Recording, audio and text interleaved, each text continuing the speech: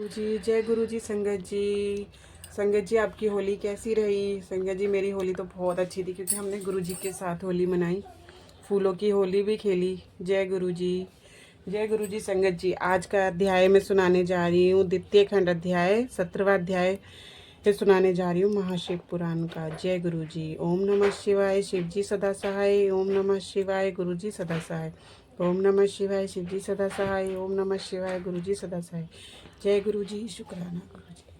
जय गुरुजी। ब्रह्मा जी से दक्ष की अनुमति पाकर देवताओं और मुनियों सहित भगवान शिव का दक्ष के घर जाना, दक्ष द्वारा सबका सत्कार तथा सती और शिव का विवाह। जय गुरु जी। ब्रह्मा जी कहते हैं, नारद तदंतर मैं हिमालय के कैलाश शिखर पर रहने वाले परमेश्वर महादेव शिव को आने के लिए प्रसन्नता पूर्वक उनके पास गया और उनसे इस प्रकार बोला, वर्षभ ध्वज सती के लिए मेरे पुत्र दक्ष ने जो बात कही है उसे सुनिए और जिस कार्य को वह अपने लिए असाध्य मानते थे उसे सिद्ध हुआ ही समझिए। दक्ष ने कहा है कि मैं अपनी पुत्री भगवान शिव के ही हाथों में दूंगा क्योंकि उन्हीं के लिए वह उत्पन्न हुई है। शिव के साथ सती का विवाह हो यह कार्य तो मुझे स्वतः ही अभिष्ट है। फिर आपके भी कहने से इसका महत्व और अधिक बढ़ गया है। मेरी पुत्री ने स्वयं इसी उद्देश्य से भगवान शिव की आराधना की है और इस समय शिव जी भी मुझे इसी के लिए विशेष में आनेश्वर पूछताछ कर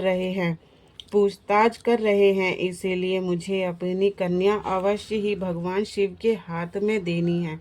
विधात्य वह भगवान शंकर शुभ लगन और शुभ मुहूर्त यहाँ पधारे, उस समय मैं उन्हें शिक्षा के तौर पर अपनी पुत्री दे दूंगा।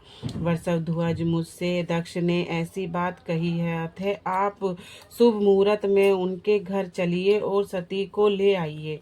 मुने मेरी यह बात सुनकर भक्त वत्सल रुद्र लौकिक गति का आश्रय ले हंसते हुए मुझसे बोले, संसार की सृष्टि करने वाले ब्रह्मा जी, मैं तुम्हारे और नारद के साथ ही दक्ष के घर चलूंगा। अतः नारद का स्मरण करो, अपने मारीची आदि मानस पुत्रों को भी बुला लो। विधे मैं उन सब के साथ दक्ष के निवास स्थान पर चलूंगा। मेरे पार्षद भी मेरे साथ रहेंगे। नारद लोकाचार के निर्वाह में लगे हुए हैं। भगवान शिव के इस प्रकार आज्ञा देने पर मैंने तुम्हारा और मारीची आदि पुत्रों का भी स्मरण किया। मेरे याद करते ही तुम्हारे साथ मेरे सभी मानस पुत्र मन में आदर की भावना लिए शीघ्र ही वहां आ पहुँचे। उस समय तुम सब लोग हर्ष से उत्फुल्ल हो रहे थे। फिर रुद्र के स्मरण करने पर शिव भक्तों के सम्राट भगवान शिव विष्णु भी अपने सैनिक तथा कमला देवी के साथ गरुड़ पर आरूढ़ हो तुरंत ही वहां आ गए। तदंतर चेता मास की कुशल पक्ष की त्रयोदशी तिथि में रविवार पूर्वा फागुन नक्षत्र में मुझ ब्रह्मा और विष्णु आदि समस्त देवताओं के साथ महेश्वर ने विवाह के लिए यात्रा की। मार्ग में उन देवताओं और ऋषियों के साथ यात्रा करते हुए भगवान शंकर बड़ी शोभा पा रहे थे। वहां जाते हुए देवताओं मुनियों तथा आनंद मगन मन वाले प्रथम गणों का रास्ते में बड़ा उत्सव हो रहा था। भगवान शिव की इच्छा से वर्षव विहार, सर्प जटा और चंद्रकला आदि सब के सब उनके लिए यथा योग आभूषण बन गए। तदंतर वेग से चलने वाले बलवान बलिवर्द नंदीकेश्वर पर भी आरूढ़ हो गए। महादेव जी श्री विष्णु आदि देवताओं को साथ लिए क्षण भर में प्रसन्नता पूर्वक दक्ष के घर पहुँचे।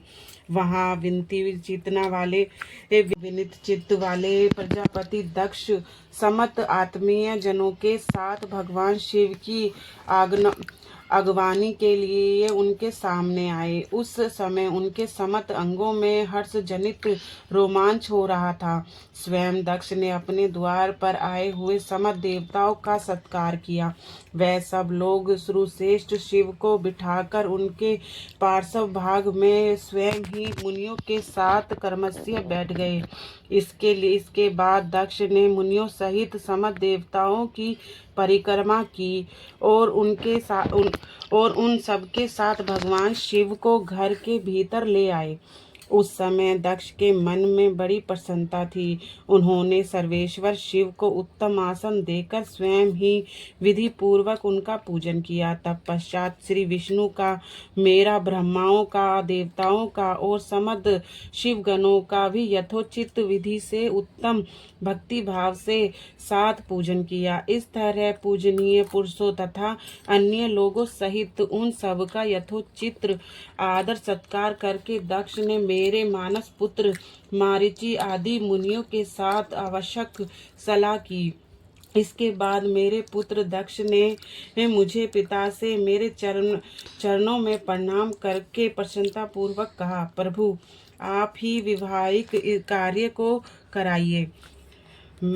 तब मैं भी हर्ष भरे हृदय से बहुत अच्छा कहकर उठा और वह सारा कार्य कराने लगा। तदंतर ग्रहों के बल से युक्त शुभ लगन और मुहूर्त में दक्ष ने हर्ष पूर्वक अपनी पुत्री सती का हाथ भगवान शंकर के हाथ में दे दिया। उस समय हर्ष से भरे हुए भगवान वृषभध्वज ने भी वैवाहिक विधि से सुंदरी दक्ष कन्या का परिग्रहण किया। फिर मैंने श्री हरि ने तुम तथा अन्य मुनियों के, देवताओं के साथ और प्रथम गणों के भगवान शिव को प्रणाम किया और सबने नाना प्रकार की तुष्टियों द्वारा उन्हें संतुष्ट किया।